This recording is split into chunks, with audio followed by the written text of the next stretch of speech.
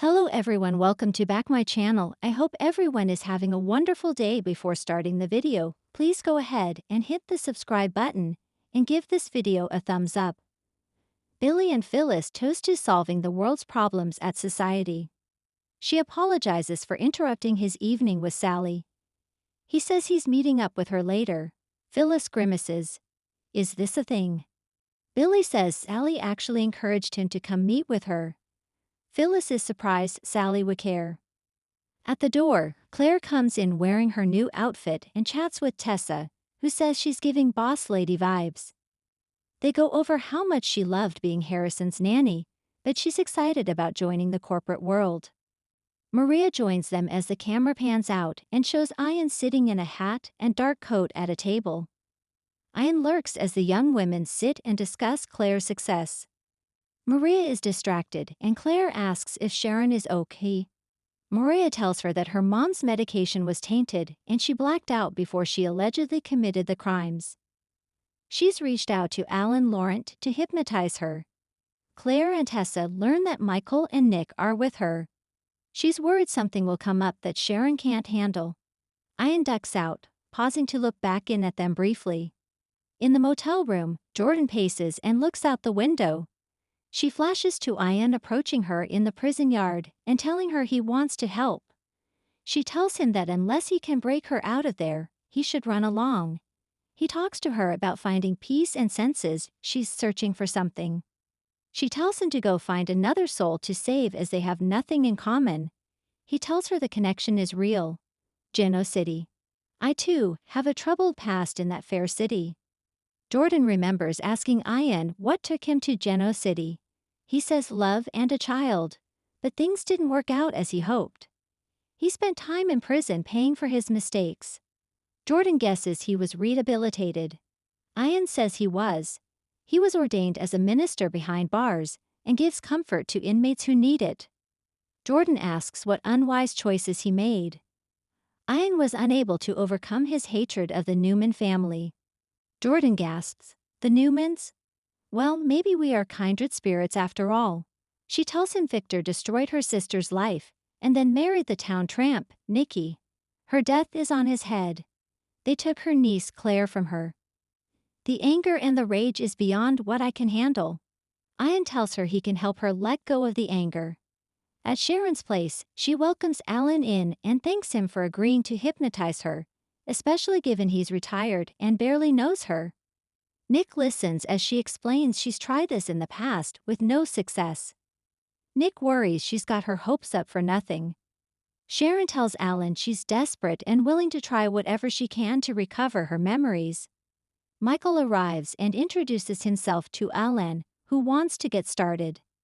Nick wants to make sure if anything disturbing comes up, he'll be able to bring her out of it before she's traumatized. Alan reassures him, Nick doesn't want Sharon to suffer any more than she already has. At society, Billy tells Phyllis to work on getting over her issues with Sally, who is a class act. Phyllis chuckles. She'll put that on her to-do list. Billy doesn't want Phyllis to do anything extreme and asks what's going on with her. Phyllis asks, "Don't you get tired of it?" He asks her to be more specific. She says you can be 1000% right about something, but everyone assumes you're wrong. No one believes me, no one sees me. They have an image of me, and it doesn't matter what I do. No one changes their thought of me anyway. No matter what she does, she can't change anyone's mind, so she has to get up every morning knowing she has to prove herself all over again. Billy can relate to that. Phyllis doesn't think he can totally relate because he's an abbot. He says it isn't all it's cracked up to be. Phyllis says he has family. Back up. She thought she did. Michael and Lauren have been her best friends, but Michael is defending the woman who killed Heather and framed her son. Now he has some kind of drug/insanity defense. It's all like a knife in her heart. Billy is sorry he let her down.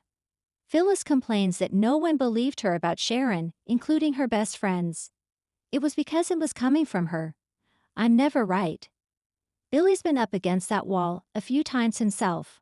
I get it. Being constantly underestimated and dismissed, it's infuriating. Phyllis thinks it's sad. Why do people do that with us at their table? Maria talks to Tessa and Claire about how intense the hypnosis session will be. She's worried about not being there for Sharon. Tessa urges her to trust her mom and the process. Claire is familiar with intense therapy and confirms it's not easy. But sometimes it's what you need to get to the other side and get the answers you need. Maria knows they're right, but it doesn't make her worry any less. She's hopeful this will explain what the hall has been going on. At Sharon's place, Alan instructs her to take long, slow, deep breaths as she goes deeper, not a safe place. He counts backward from 10 and tells Sharon to go back to the night of the accident. What does she see and hear? Sharon says she's driving and there are bright lights from a fast-moving vehicle behind her. It's a pickup truck, a dark color. She says it was going toward town. She pulled over to let it pass her. Nick whispers to Michael that Phyllis was going away from town when she was run off the road. Michael says she also mentioned seeing a dark truck come towards her. Alan asks Sharon what she's seeing now. Sharon says, woods. Darkness. It's so quiet. She gasps as she says there was a terrible noise. Someone must be hurt. She has to get to them. Alan counts her back out of the hypnosis. Sharon tells Nick and Michael she heard the crash in the distance. It wasn't her. She didn't try to kill Phyllis. Michael guesses whoever was driving the truck likely was. In the motel, Jordan continues remembering back to her talks with Ian in prison. She recalls apologizing for being rude to him when they first met. She tells him she's been searching for happiness and has to resign herself to her fate. But there is something that I keep wishing for. My Claire, my niece. That the Newmans have taken her is more than she can bear. Ian says he lost his daughter to the Newmans as well. Jordan muses, how about that? She thinks it's a shame they can't help each other get back their loved ones. At Society, Billy tells Phyllis they've made plenty of mistakes over the years. There are a lot of people who have messed up just as bad as us, if not worse, but they get forgiveness. Phyllis nods, I know. What is it with us? She wonders how to fix the bad karma. Billy says maybe they don't. They don't need anyone's approval but their own. Phyllis isn't sure about this, but Billy wants to put it to the test by enacting their plan against Victor. Phyllis says they don't have a plan. He says they have to create a situation where Chancellor fails under Nikki's leadership. Phyllis says Victor won't let her fail. He made it clear it's not about business. He wants the company. Billy says they'll succeed as long as they keep their eye on the prize. They're smart, have a lot of experience, and don't take no from anyone. If there's no fear, then Victor or anyone else can't stop them. He's ready to go to war. Phyllis isn't sure she can follow him down that path. Billy reminds her what they're capable of with no restraints. Phyllis is fully aware of their potential, but this plan is dangerous. He asks when she stopped thinking big. Phyllis says, my kids. I don't know if I can do this, especially now, to my children. Isn't he worried about how this could impact his children? Billy thinks they can have the best of both worlds. Protect their families and get what they deserve. Phyllis tells him there's nothing she would like more than to see Victor lose and to be a part of it. But she's scorched her life. She told herself she was doing it for the good of her family, but she almost destroyed her relationship with her children. I promised them that I would never do something like that again. I promised myself. She urges him to take it from her and maybe reconsider going after Victor. For your kids' sake. At their table, Maria gets a text from Nick, all good, progress made.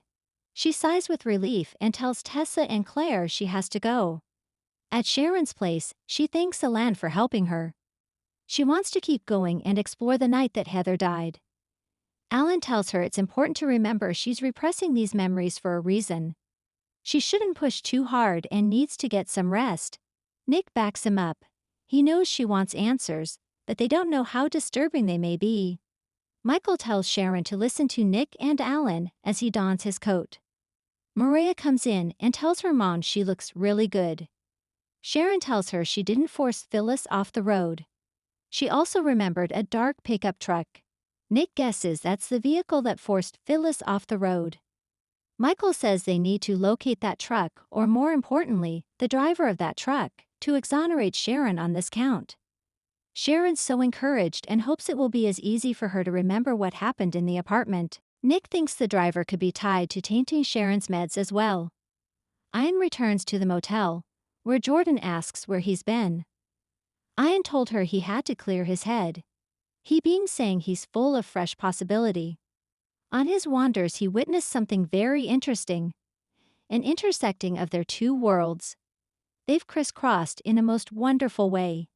He tells her that Claire and Mariah are friends. There must be a way to exploit this to their mutual benefit. Jordan thinks their plan is fine as is. Ian fumes that she's not in a position to call the shots at society.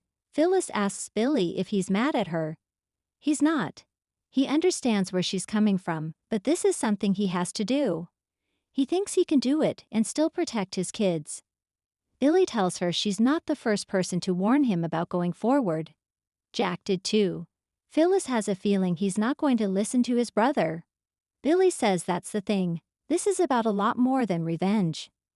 It's about taking back his opportunity to excel at something, which was stolen from him by Victor. He won't let it go so easily. Billy would love to see Victor brought to his knees, but this is about righting a wrong that was done to him, and to you for that matter.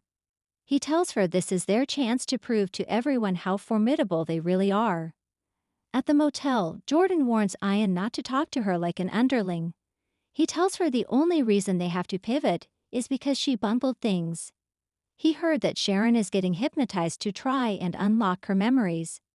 Jordan protests, "This is not my fault." Ian waves her off. He says Tessa doesn't know him. He can easily befriend her. "I do have some charm." Jordan questions how he'll handle her niece. Ian tells her to see to her agenda and get Sharon out of the picture. Jordan asks how he expects her to do that. Ian says it's time for sweet, tragic Sharon to depart this earthly plane. For good, thanks for watching this video, and please subscribe our Y and our Update YouTube channel for more update news.